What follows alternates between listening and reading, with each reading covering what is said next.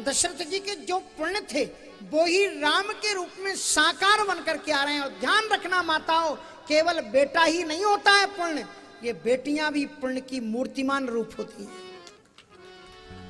बेटे तो हो सकता है कभी नालायक बनकर के निकल जाएं, माँ बाप की सेवा ना करें, लेकिन बेटियां कभी भी माँ बाप से दामन नहीं चुराती।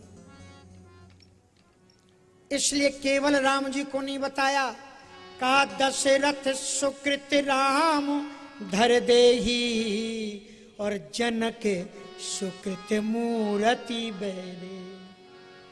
जनक जी के जो पुण्य हैं वही पुण्य साक्षात सीता के रूप में उनके घर में प्रकट हुए। इसलिए बेटियों को देख करके मुंह फुलाओ मत। अगर बेटियां पैदा हो गई तो खुश हो जाओ कि बहुत अच्छा, लक्ष्मी से शुरुआत हुई है। हाँ, इसलिए आनंद, और उन्हें भी पूरा अवसर दो, जहां तक पढ़ना चाहे उन्हें पढ़ाओ। हाँ, जितने आकाश में उड़ना चाहे उन्हें पूरे पर दो, पूरा आकाश दो, स्वतंत्रता दो। निश्चित रूप से आपकी बेटियां भी आपका नाम रोशन करेंगी और दुनिया में आपका नाम उजागर कर देंगी।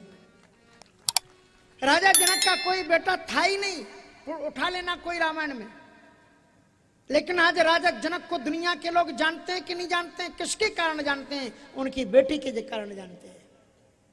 राजा जनक ने चित्रकूट में जब सीता जी को देखा तो उनकी आंखों में आंसू भर करके लपक करके सीता को हृदय से लगा करके कहा कि पुत्री पवित्र किए कुल दो, धवल धाम जस लह सब कोई। बेटा तूने दोनों पवित्रों, दोनों कुलों को धन्य कर दिया। इसलिए बेटियों को भी पूरा उनके अरमान पूरे होने दो, आगे बढ़ाओ। और ससुर लोगों का भी कर्तव्य है कि अगर कोई बेटी की इच्छा अर्था भाव में उसके मायके में ना हो पाई हो तो सास ससुर को कह देना चाहिए कि बेटी अब तू हमारे पास में आ गई है, उड़, तू कितना उड़ना चाहती है, पढ़ना चाहती है पढ़, हम तैयार बैठे हैं ना, कहाँ जा रही है। इसलिए सबको संबल देके आगे बढ़ाना चाहिए।